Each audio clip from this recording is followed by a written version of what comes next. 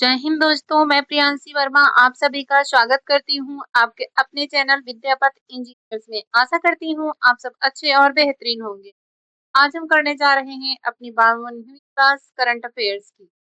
आज की क्लास का हमारा पहला क्वेश्चन है, किस राज्य सरकार ने प्राथमिक विद्यालयों में शून्य प्राथमिक ड्रॉप दर हासिल की है?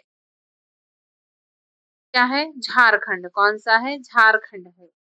झारखंड ने जो झारखंड की राज्य सरकार है ने प्राथमिक विद्यालयों में शून्य प्राथमिक ड्रॉप दर, zero primary drop out rate हासिल की। राज्य सरकार द्वारा चलाए गए जो रुआर अभियान है, इनकी सफलता का क्या कारण रहा है? राज्य सरकार द्वारा चलाए गए रुआर अभियान माध्यम से स्कूल छोड़ चुके बच्चों को फिर से स्कूल से जोड़ा गया है।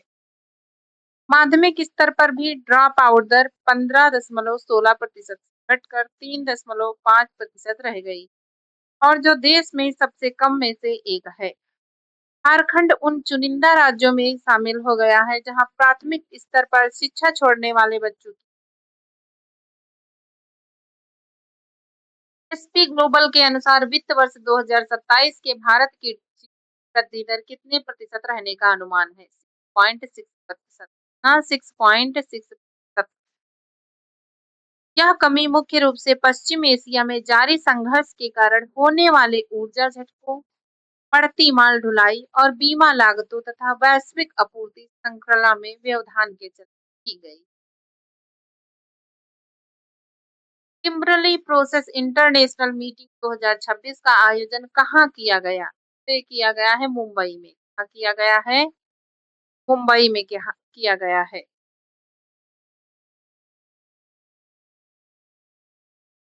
किम्बरली प्रोसेस इंटरनेशनल मीटिंग 2026 का आयोजन मुंबई, भारत में किया गया। भारत इस अंतरराष्ट्रीय मंच की अध्यक्षता कर रहा है। कौन कर रहा है? भारत। यह 4 दिवसीय बैठक 11 मई से 14 मई को आयोजित। इस बैठक का मुख्य उद्देश्य वैश्विक हीरा व्यापार में पारदर्शिता, जवाबदेही और स्थिरता को बढ़ावा देना और संघर्ष वाले हीरो व्यापार को रोकना है।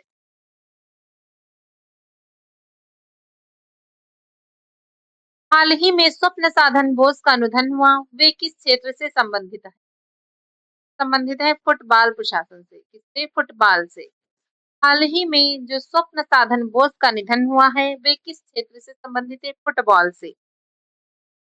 स्वप्न साधन बोस, जिन्हें टूटू बोस के नाम से भी जाना जाता था, वे प्रसिद्ध फुटबॉल क्लब कौन से प्रसिद्ध फुटबॉल क्लब मोहन बागान के पूर्व अध्यक्ष। उनका भारतीय फुटबॉल प्रशासन में महत्वपूर्ण योगदान रहा है।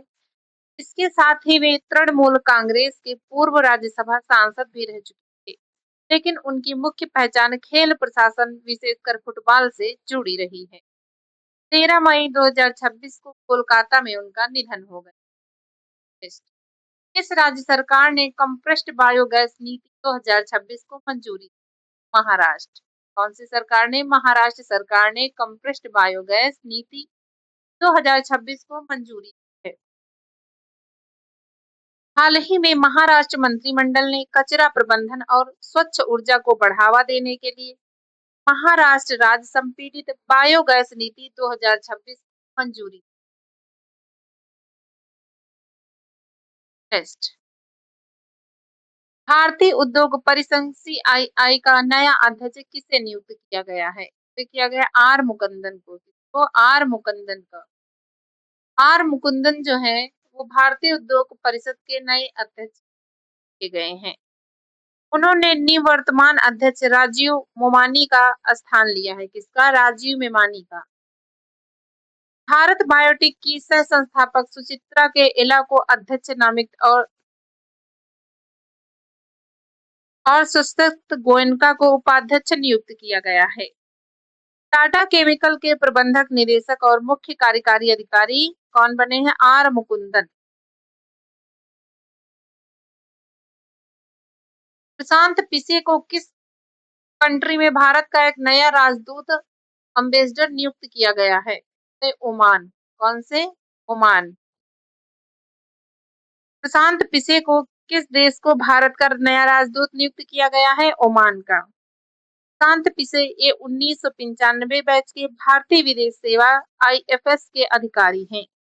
भारत सरकार के विदेश मंत्रालय MEA ने मई 2026 में प्रशांत पिसे को ओमान के सल्तनत में भारत का अगला राजदूत नियुक्त किया गया है। वह वर्तमान में विदेश मंत्रालय में अतिरिक्त सचिव के रूप में कार्यरत हैं। वह मस्कट, ओमान में गोदावरी वेंकट श्रीनिवास का स्थान लेंगे। Steel authority of India limited के नए अध्यक्ष और प्रबंध निदेशक कौन बने हैं?